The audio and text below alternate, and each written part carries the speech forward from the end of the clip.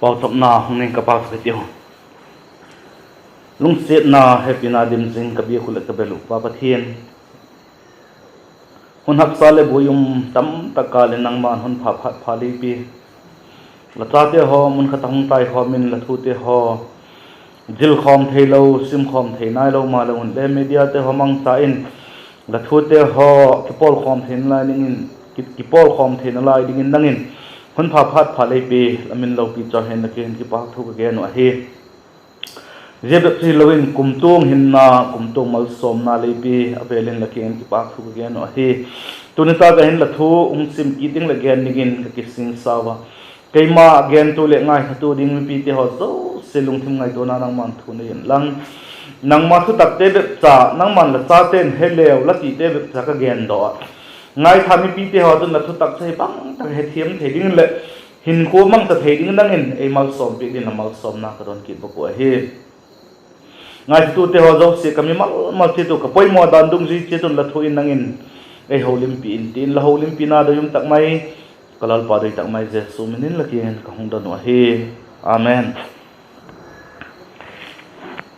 pathini ka te kiginni masa khan Kochuam a Christian hin kho igeno Kochuam a Christian hin kho gen ton lai ding ka he ahin la point khatna igeno Kochuam chu bang hi em ti ilageno Kochuam he te na poi mona te igena ahi lo le e Kochuam hi het khil khak he hidan te ho mi den het khil na te ho le igena Kochuam gen chin na definition te ho le igena tunin Kochuam bang hi em ti thopi mangin gen to na la hitin Kochuam bang hi em ke sa bung khatna changli le changa sumin ka ke sa bung khatna changli le changa ama hieng tho le demna lowa leichung pian ma changa ayu e la tel ta golin ama chun adoi le tu ko takin ayu hi Jesus Christ wanga chate hidingin happy na zikin e la god lok ta sang som ni le ni do som ni le thum leong simin ka aman bangkim akeng no ya koyin ama chu bangkim chunga Kochuam lu changin a siama ji Kochuam chu atak sa hin ama chu bangkim sungdim pa bukim na chu a hi i Bible sang sim thang naw se tim thedin pan chan che don malai som pik tan la Kochuam bang hi em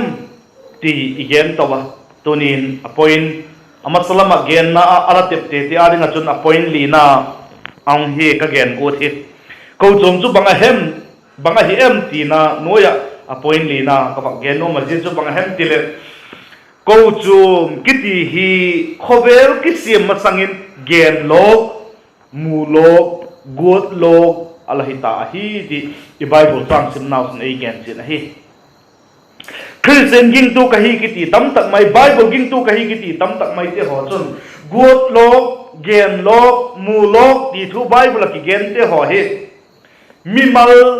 ahi lo le amau Kochuam amau member te ti rang khan gen pol mi au mo dik lo ahi je khan dik lo ahi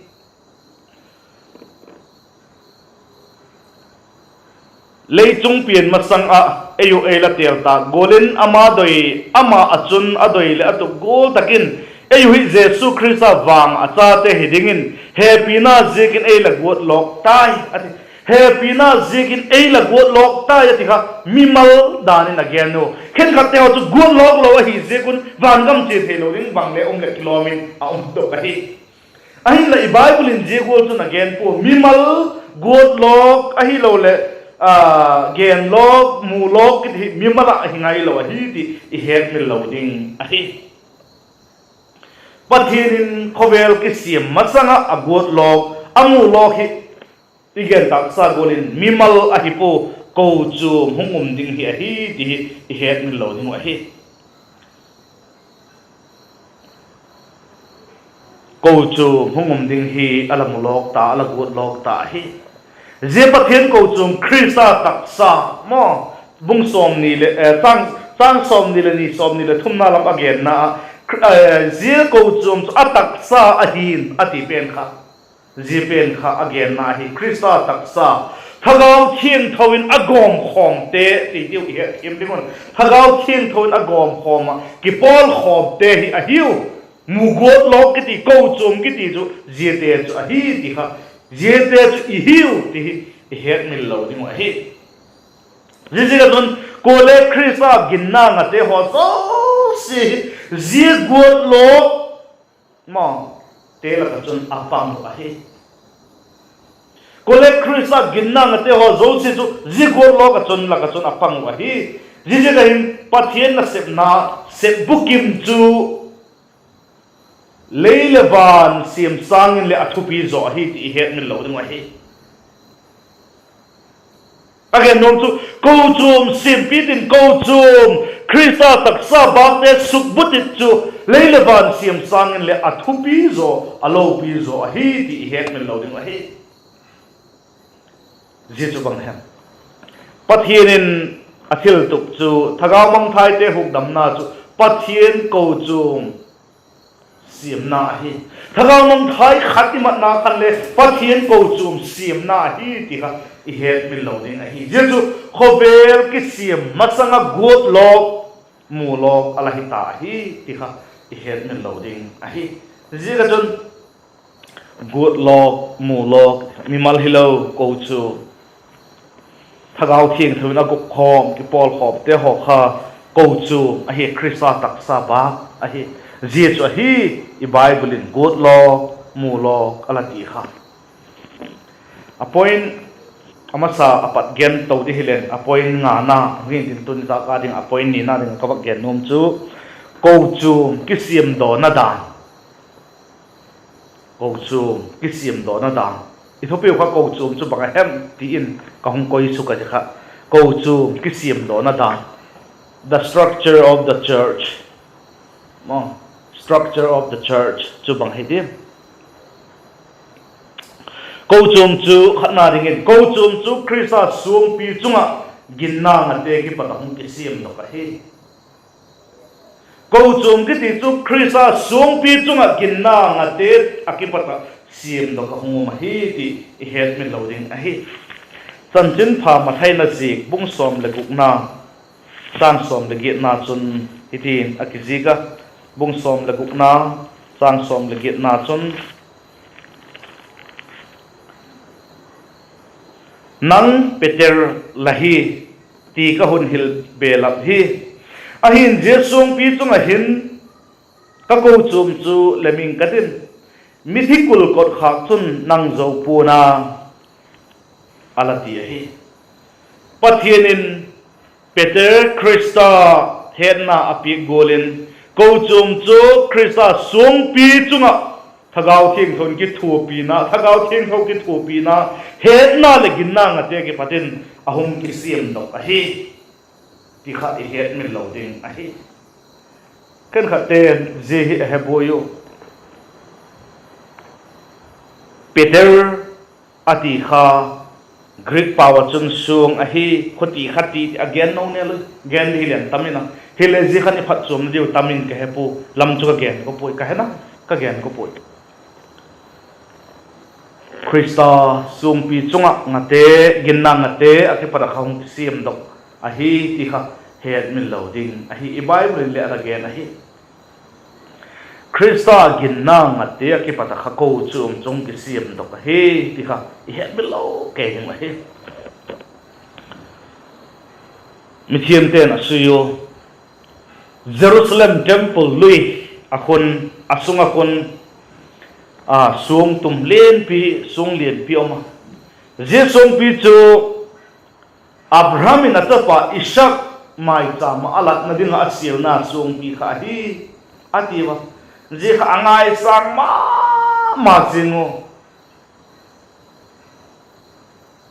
tuni tinga Israel temple sangmari na chumun aking vera hilo le mun khat khata scientist te ho hian langai lo le khovel pai hop tu te na king in saphin lau zetak chun saphin lau ti lai le Israel te anok lo ki kai hu bang se kham je kho hi je nam na chu temple sak ding je mo na chu temple bol nga hi ni amount atok ten no a ten no hi thil dang je poi je chu hi azek tampi prof anding lema le khabu Israel te mo kizik na thugu ko ho kizik na hole simding aw ma ismahi la kizik ka e ka chon het ni loading Krista sung pi isak tha Krista Jesu et sakna a hi pathian cha patang khat nei chunin Kochuam chu ahong tung nok a ahong pat do ahong phu do ahong pat do ti hiu ahong pat do a hi ti kha i het ni loading a hi Korin thot khatna bung som bung thum na simin ke Korin thot khatna bung thum na chang som le khata chun thiti na kiziga Korin thot khatna bung thum chang som le khata chun suang phum chunga chun mitinin sana ahem dangka ahem suang mantam ahem thing ahem bupol ahem hampa ahemin satale ati suang phum chunga chun ati je suang phum chang som ne na ka sim kha som ne khat nam sim thakin ka suang phum ki phu sa lo chu ko man suang phum dang a phu thei poi je suang phum chu Jesu Krista hi ati ma je suang phum chu Jesu Krista hi lan se ko Krista suang pi chung akading mun dang wang piao nel tum thei na mun dang wang piao nel tum thei na it is a Krista suang pi suang phum ki phu sa Krista ti lo chun hu dam na poi Bible in mon ta pina kisi ka ma Jesu Krista ti lo chun hu dam na poi je Krista suang pi chunga ginna ngate je chun go chu pat do in pu do in hong a he ti I Bible ki se tak men ai gen pi ka hi Efesa bung ni na leong sim ki ding ke Efesa bung ni na sang som ni ki patin som ni le ni ting hong siming ka Krista Jesu ngei chu akila sung poi mo pen ahin sol phak te le zol nei te sung phum chunga sak la hiu hi ama chun sung lep chum te ki tol taka sutu in lalpa biegin thiang tho ahung suk tai nang hole ama achun thagau pathian chen na mun dinga lep khom la hi taw hi ei ti chuma akila sung poi mo pen ati chuma sol phak te le zol nei te sung phum chunga ama chun Krista in sung ginna sung phum al yo je ki pa chu lem to te je ki pa chu tan jin pha hete hi je gon chu I Bible in e la gen pi ka hi Krista cha kila sung poi mo penin ahung pang ta hi je chunga chun ei ho ikisa kho mu pathian Kochuam pathian chen na in chu I hung sim a hi di I het ni lo ding a hi Peter thot khatna bung ni na changli to changa leong siming ke Peter thot khatna bung ni changli to changa ama chu suang hing mi hing te dailo himale pathian tel le mantam chu a hi nangule suang hing te golin thagau lam in a lep to la hiwa Jesu Krista zigin pathian ki pak na lam thagau lam ki thoina lan dinga thiampu thiang thote langi theina dingun ama chu suang hing ati ko genna em ilal ba Jesu Krista genna he ama chu suang hing ati se hi mi hing doilo himal pathian tel aman tam chu hi ati nangule suang hing golin thagau lam a in mo thagau lam ina lep to la hiu pathian chen na in dik ko chu pathian e lep to e sim chu hiu ti het min lo ding a he ilal pa Jesu Christa thina le thokina zala pieng thak mi thieng tho de ho gen na he Peter to thana bung na chang thum na ni ti na gen na ilal pa Jesu Christa pathian le pa chu pa kinom ta hen ama chun a happy na lo pi takin mithila ka kipat Jesu Christa thokina zalin ki happy na hing mudigin hin na thak e pin atis ilal pa Jesu Christa sung hing chu lem tawin thagaw lam in chu ilem taw taw a he nang la ke ko chu min thagaw lam in chu ilem taw taw a he sung thi chu sung hing to ki zom khom thei lo ding a he pian thak te to pian thak lo te chu ki bang thei lo ding a he ki bang lo ding a he hing khom thei lo ding a he ti na mai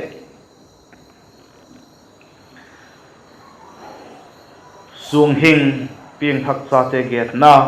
sung thi sung hing lo kiti chu pieng thak lo te gen na he sung hing a hi le chu bang nam hi jing le le khoi tak gam mi hian la bang gol mi amel pudan ango avom asan kilobin ilal ba Jesu Christa chun zok kho nam tin titin gentle juda ti talwen jok khom in ta ba ti I het min loading ai agi tin na dingin efesa te bung ni na sang som le khar ki patin sa phu siming ke agi tin ma jeng dingin efesa te bung ni na sang som le khar ki patin sa phu sim towin ka som le get lam chanu som ni lam chanung sim towin ka jeje ga chun malaya nang ho taksa dana gentle apien taksa khuda zektan kititen zektan lo alati te ho zilaya khan Krista nei lovin Israel te khole tui tok ki khen danin khowela kinep na him nei lo le pathian nei lovin thutiam thung la ka ki pat mal jin la hiu kha he jing ta en tuhin wang Krista Jesu chun nang ho malaya gamla taka umte chu Krista thisana chun hi nai in long taw he ama chi ki chamna ahin Paul ni te chu pum khat simin iki kalu dai dan na bang chu asuchim ta he pani hilai kha ama mihing thak pakhat hidinga asiam do theina dingin dan le athu piek te le athu thung te chu subein ki chamna bol tai cross dala pani te chu ki pum khat a pathiana ki cham theina digon ki tok lo na zo se chu athat ta he chun ahunga nang ho gam la taka umte le nai cha umte kingin le chamna chan chin phaung hila ama je ga chun thagaw mun khata pa kenga lu theina nei gel taw he ahin to hin maljin le gam chu mi la hi tapu wa mi thian tho te to tua khata leng khom pathian in kun te la hi taw he Krista Jesu nge chu akila sung poi mo pe na hin sol tak tel zol nei te sung phum chunga sak la hiu he ama achun sung lep chum te ki tok taka su to in lalpa biek in thieng tho ahong suk dai nan hole ama achun thagawa pathian chen nam lep khom la hi taw he aki chen ma sing mo gen tam ngai lo ten Kristan ki pom khatin ei si ba he ei gom khom he ti chu aki chen ma sing he Kochuam chu Krista sung pi chunga ginna nga te ki palasi ma hi te ki chen ta apanina dingin Kochuam chu Krista lutsanga mga ana sem te akipata sim a hi structure of the church a hi again hi Kochuam chu Krista lutsanga mga ana sem te akipata sim a hi ti I het min loading a hi dan khan kawak sim ta efesa bung khatna ahin akizika efesa bung khatna san som ni le thomachun akizika aman bangkim akeng noya koin ama chu bangkim chunga Kochuam luchanga asima je Kochuam chu ataksa hin ama chu bangkim sungdim pa bukim na chu hi bangkim akeng no ya ama chu bangkim chu ka Kochuam lu changa sim Kochuam lu chang Jesu Christa ama na sem te ke para chu Jesu sim he Kochuam lu chang chu Christa bet a hi ti het ne lo de ma hi Kochuam lu chang ki ti chu Christa bet a hi mi te on mi dang ho tu lien te ho ako yui hilele so pi te ho mi khat chu bangbola min thangin bol thei siang le ama chu Kochuam lu chang ai thei lo ding a hi ai thei lo em ding a hi Christa hi Kochuam lu chang chule alu chang le taksa bak te chu aki khen thei lo ding a hi kalu chang to ka taksa bak te ki khen nge a hi le chu a thi ka taksa bak pan talo a thi hong hi ding a hi ji ka chun Christa Kochuam te lu chang a hi taksa bak te to alu chang chu ke khen thei lo ding a hi Christa ilalpa Jesu Christa le Kochuam chu kum tunga dingin pathian hin na chun akizom khom a hi Kochuam le Christa chu kum tunga dingin akizom khom a hi ti het min lo ding a hi Jesu ma iu thuki zom khom hilo pathianin ei zop khom te hi pathian hin na ki zop khom te hi ti het min lo ding a hi ilu changin adoi dan te hoi taksa ong se bukim phat tak le mo Kochuam chu Christa doi dan se pi ting dinga ong ki si mai ka taksa bak te ho khadri khan le ka gen ta ka taksa bak te ho athak na ahem ahilo le bang tiem ka chu ka taksa bak dan te apan pia no asak ding chu apoi mo ahi ilu changa I ho het nan thak asak no mo sak jo ti khot din a khot angai ong nok na ding ji gol da chun Kochuam chu Christa doi dan sem pi ting diga hong ma hi ti het min lo ding ma hi itaksa bak te chu ilu chang doi dan to sem pi ting diga sem ma hi gol Kochuam chu Christa doi dan sem pi ting diga hong ma hi ti het min lo ding a hi korin thot khat na bung som le ni na korin thot khat na bung som le ni chan som ni le sagina chun hidin akizika nang ho he Christa taksa abam te lahi che tui ei nang hoi Christa taksa abam te lahi che tui ei nang le Christa taksa bak lahi pin taksa lahi chun Christa taksa bak hiu chun Christa doi dan sem bukim dinga te hiu ikhuni keng te chu taks ilung thima ahilo le lu changin mo thokhe nan adoi dan te sem pi ding ahi bola chu pi khakta te ho Christa taksa bak te hi wa Christa taksa bak chu Christa alutang doi dan sem pi ding dinga bola hung pi te chi wa he ging tu pi khakte ho so si Christa taksa bak ti the member te chi dui ti isui ziyo I he te mo I he jing no poi mo ma jing a avelen hung getting ka ging tu pian thakte ho zo se Christa taksa bak Christa taksa member te chi hiu ti isui ziyo I he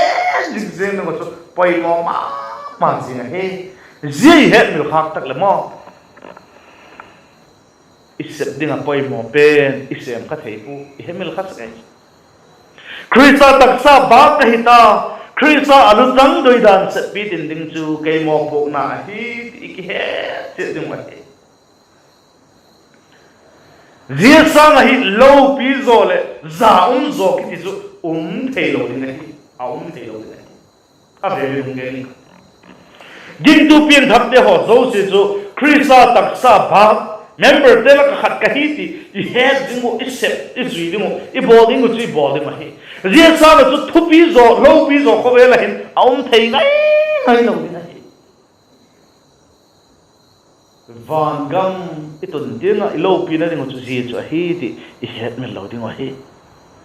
so pi te ho I het men lo ding wa hi thopi ma jing lo pi ma jing hi je ga chon Kochuam chu mi mal pian thak mi thieng tho thaga wa ki pol khom te chu hi ti I het men lo ding wa hi Kochuam ki thi chu bang hem ti hi again ging tu piang thak ki pol khom te ho mi thieng tho ki pol khom te ho chu hi ti kha I het men lo ding a hi aba thum na ding in Kochuam chu thagau thieng tho baptisma ki pata siam do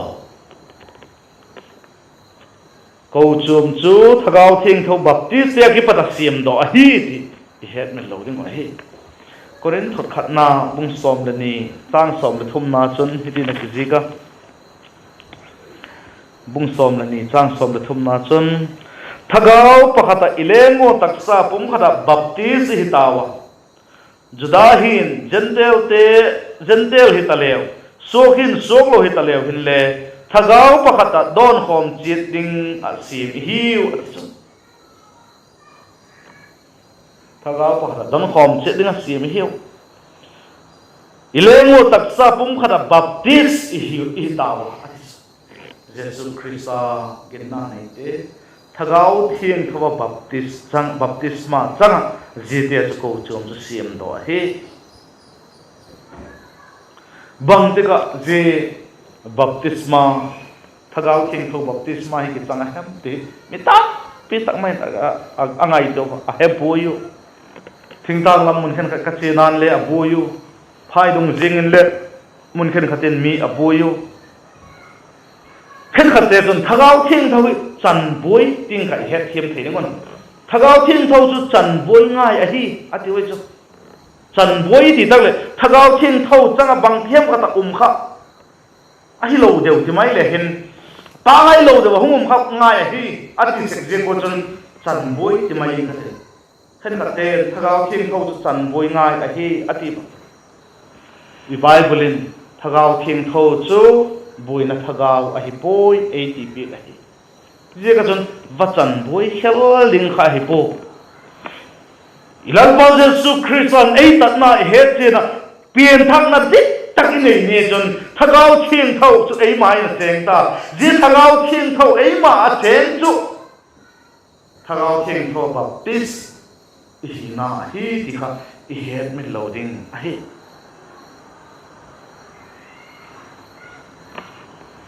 thagau thieng tho baptisma le thagau thieng tho dim iti pe ni aki bang lo hi mi khen khaten he boy se ko thagau thieng tho chang a hi lo thagau thieng tho baptist iti pe la thagau thieng tho dim ding iti pe kha mi te he boy se ko he boy lo ding a hi jiten hi aki bang lo a hi pi thang in thagau thieng tho I chang ta himale taksa khovel pathin thu lung lo pathin thu sui lo ja ho zo thagau thin thau pu ya hin kho mang the lo ben a kho bel mi ma jing lai ti wa hi ti he lo ni a ki ti na ding korin kho Kochuam te chu thagau thin thau baptist hi ta wa himale le thagau in adim po wa taksa mi takin om na lai wa hi ti bai ni de gen ti korin takhat na bung thum na sang thum na chon hi na ki ka taksami lahi na lai je kon lalako ki chingna lekinak na te om lai si chu mihing khotsa lahi na lai je kon taksami hina lai lo lahi em ati pe so bi de ho je korin Kochuam songa ki khen na thu ki ti hen chang hi sim le chun ama he piang thak cha te hi tak dan again na hi hilele taksa mi na lai thagau thieng tho chu baptisma chang ta thagau thieng tho nei ta hilele ye thagau thieng tho ki pui sak lo ba taksa mi ma jing na lai te a hi dan I Bible in again bi abang chui jeng tan le polin hiti hin alagen ama ho chu taksa khat le thagau khata chun baptist a hiu ti alati a hi mo zizira chun pieng thak te ho so sisu Krista Jesu chun baptist hi wa hi ti kha hi mi lo ding a hi i Bible in rombung buk na hin le hi no ki ji ka changli to changa na chun zizik chun athina baptisma chang in ama to vuin yomon chute chun palo pina chun mithila ka ki pat Krista akai thau gon ma chun e hole hin na thaka hin theina dingon athina ki bat pia ama to ki zo ole ama thau ki na ki bat pi ma in le thau ki nge hi ti ala te athina baptisma changin vuin yomon zihin taksa baptisma khale again ahin la I het dinga to yum chu thagaw lam baptisma I chan na khale ala again khom hi di kha I het min lo ding ahi pieng thak lo te ho huk dam hi lo te ho chu Krista taksa bak te lakin apang the lo ding wa hi apang the lo him ding wa hi pathian Kochuam chu athagau thiên tho baptisma changle mimala Krista taksa to ki zomten asim wa hi ti kha I het min lo ding hi alang khatam chon mi pieng thak lo te ho chu bieginin ki pol khom ma le amau chu sa kho dan tho te ma ya hiu ti I het min lo ding hi pieng thak lo pi bieginin ki khom jing le amau ho chu tha sa kho dan tho te ma ya hiu ti het min lo ding Krista taksa ba pathian Kochuam chu ai thei dik lo wa hi ama su piang thak lo te chu mo ye chu thei dik lo a hi wa hi je hi bang ti di organized religion le mi hiam siam Kochuam a hi wa hi piang thak lo pi pol kom to mo je te hi Bible in again Kochuam to ki bang lo hil a hi ki bang thei lo em ding a hi Bible pathian Kochuam le tulaya mi hemin apu kom ho hi bangti lamu re akibang lo hi la hi akibat lo din hi amau hi sa khodan zui ayiba sa khodan bol mai te hi wa hi ti het na lo na hi ahi la nang la kai pieng thak cha hi chun pathian Kochuam Krista taksa bakte imo pukna subang Krista alusang doidan sem piting de hiu eima udan eima doidan thelote hi apathum na dingin le tulita ka top na dingin Kochuam chu chan chin pha ki pol khom te asiam a hi ti het min lo ding hi chan chin pha ki pol khom te Kochuam chu asiam a hi Philippi bung khatna sanga le sang ka chun kitin akizika nima sape na ki patu tinga chanchin pha pon zagna lapan jing ji kon nang mawa na se pha pan pa khan Krista Jesu Krista ni tingin sem bukim nge ina ti chu kaking sa hi nima sapen ni akipata ati hi ipin thak ni akipata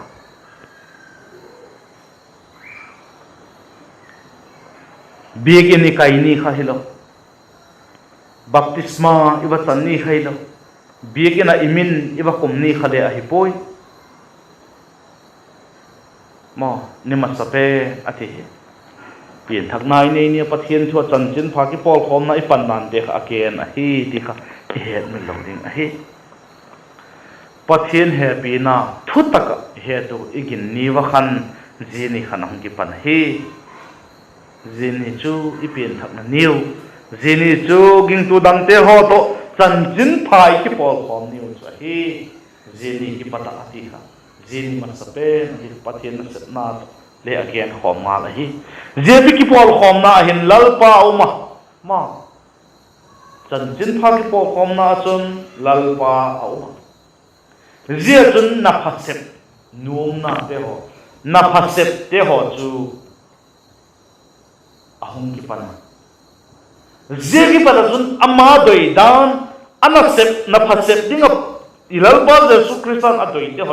ama mi te ho ako chum te ho tumang sai asem dok se ka hi ile he lo ding hi Bible sang mundang sin na lai leng zon le khat khatna bung khatna chang thumna chun hiti na kizika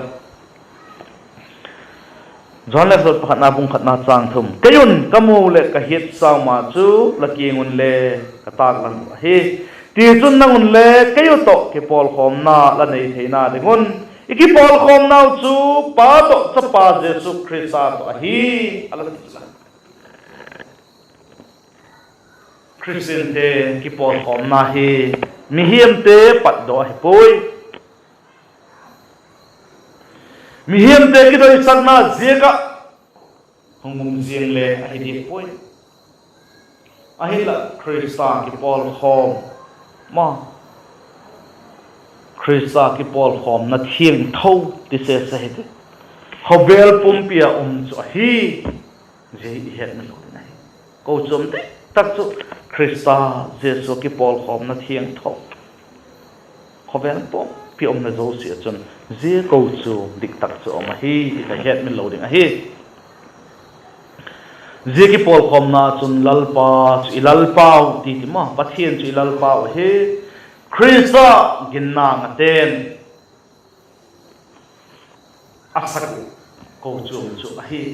je chu pathian ko chum chu hi ti kha I het min lo ding a hi ko chum chu banga hem ti thupi manga ipak gena ti te ho chu poi mo ma jing a ban hile gen ding a uma pathian in lem sang I pin tin gen to zel digin ki sahiden ko chum a Christian hin kho no ya ko chum bang hem ti gen to toni takin ko chum hi khovel ki sim masangin gen lok mu lok alai tai ti gen Zemu log gen log hi mi mal hilovin ko chum hi ti kha I het mi lo ding hi chule ko chum ki siam do na dan structure of the church if again structure of the church chun khatna chun ko chum chu Christa sung pi chunga ginna na te ki pata hung ki siam do ka hi ti again nangle keile Christa Jesu ginna na pi thakna nei chun ko chu sim dok te la ka chuni pang he sim dok te la ka chuni pang ta he ka pani nan ko chum chu Christa du changa manga ama na sim te ho ama do idan sim dok te ho je te chun structure of the church ko chum chong sim dok he mo ko chum chu thagau thing tho baptisma ke pata sim do he thagau thing tho baptisma I chan na bang te ka chang pien thak na te tak la nei ni khan la chang he wa chang boi se ngai pui be kha het men lo ding a hi ko chum chu pat a palina ni bak gen ko chum chu chan chin pha ki pol khom mo chan chin pha ki pol khom te a siam do a hi the just structure je chun hi ko chum chu ma hi ti kha I het men lo ding a hi thu gen te ho chu het thimo ko chum bang he em ti het thimo ei maule ko chum te la ka khat ka ti chu Christa taksa bak te la ka khat ka hi Christa alu chang doi dan sem piting dinga ka hi ti ki he en isep do thina digun athu tong sai gen te chu pan chan ding chitun malai som pi tan la pa sap nang nei ka pa sa teu happy na adim ka be ko le ka belu pa bathin athu tong cha ka hungen da ko himal apoi mo pen te la ka khat hi zegen he thiam thei din nang nei pan pi che din la pan pi na ka don he la ko chu bak te la ka khatin le sim ta la king ki pak thu ka gen he la ko chu bak te la ka khat sim ka hi wa hi chun ko chu lu chang Christa a he Christa doi dan sem pi ting ni ka he ti ki he a je set pi tin sang a chu khovel hi alo pi zo poi ti he thei din nang ei pan pi je ta je chu sem dok thei din ei pan pi che ni pan pi na ka don ki ko he thil hoi lo thil follow pate nang man ei beng bitin lamin lo pi na digin la ko chum te tak siam dok tu le kem bit tu thei din nang in kan mal chu to nei pan pi in la pan pi na kalal pa doi tak mai je so minin khong don he amen chan chu hian la ki pa ke